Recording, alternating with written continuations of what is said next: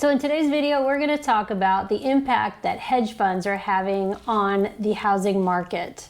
And so since Andy is a little more versed in this than I am, due to the fact that he used to own his own commodity firm, he used to belong to a big commodity firm, and this was all before he got into commercial real estate, then residential real estate. I'm going to kind of turn over the mic to him. I'm going to ask him some questions, and he's going to answer some things that are probably really interesting for people to know right about now.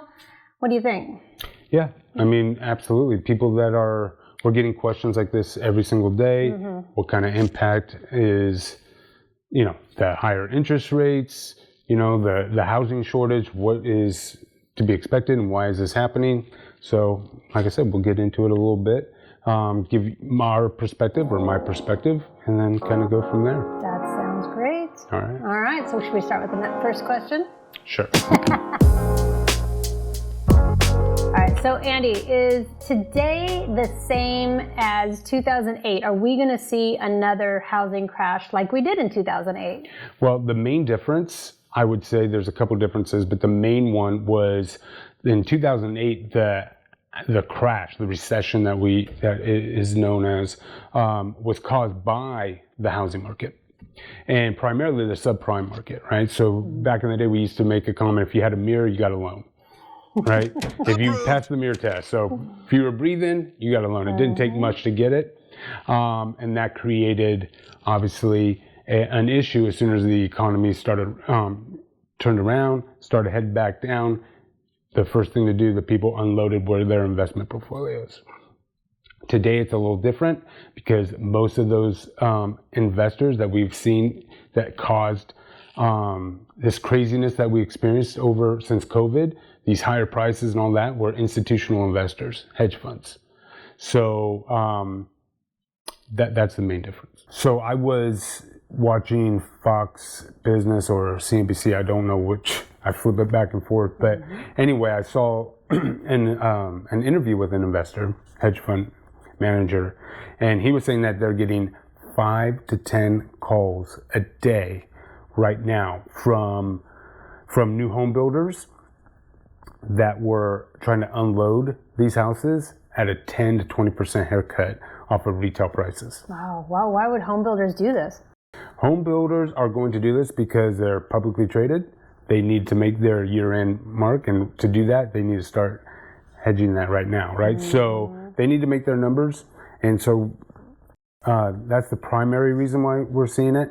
However, we're not seeing it here locally in Dallas, except for maybe on the outskirts. In the sandbox that you and I play in every single day, the big master plan communities, and we do a ton of new construction, we're not seeing it. Those developers are not going to allow the builders to unload and sell to investors. Mm-hmm. Yes, we've definitely seen that. Yeah, because they're protecting not only their community, but also the homeowners in that community. Now, we are seeing it, like I said, on the outskirts and more of the national kind of lower end builders. We are seeing that. So yeah, you're right. Something to keep an eye on.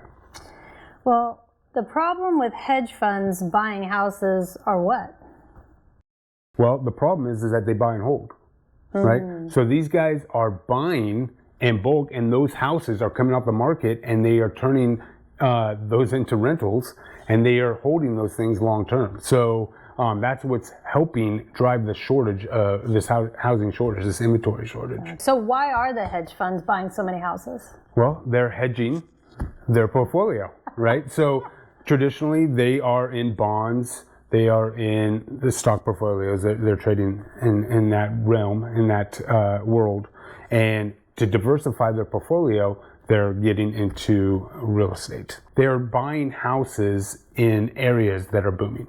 Right? Yes. So you saw it in the Dallas-Fort Worth area. You saw it in the Phoenix metro. You saw it in Boise. You saw it in all these areas that were booming during COVID. That was spurred on a lot by these hedge funds.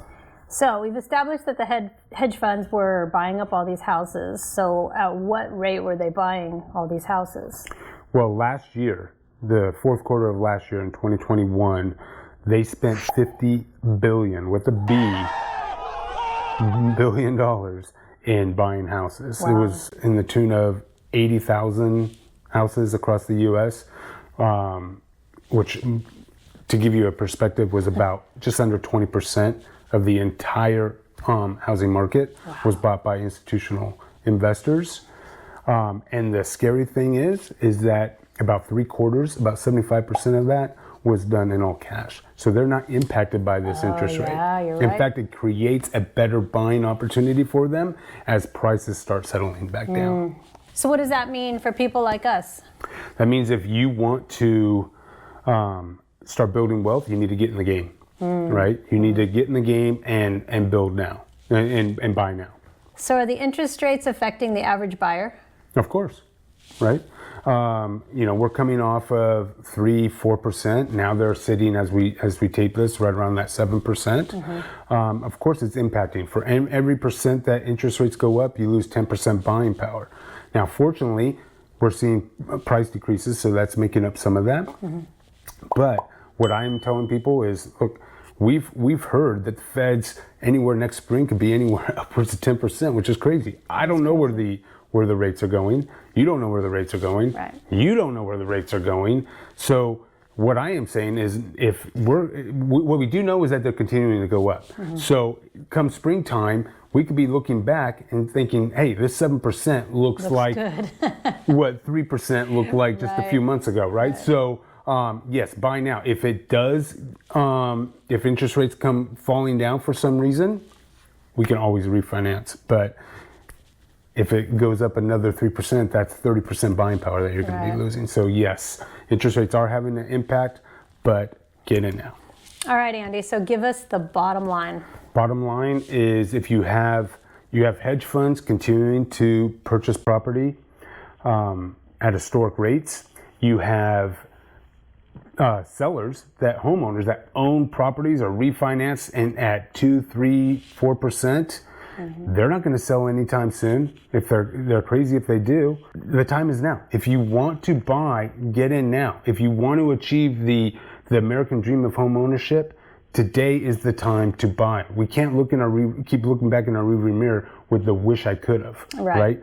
Get in now and let's take care of it. Let's at least explore those options. It's not right for everybody. Right. If you are moving into an area that you're uncertain of, you don't know if you want to live there long term, then renting probably is a good alternative right now.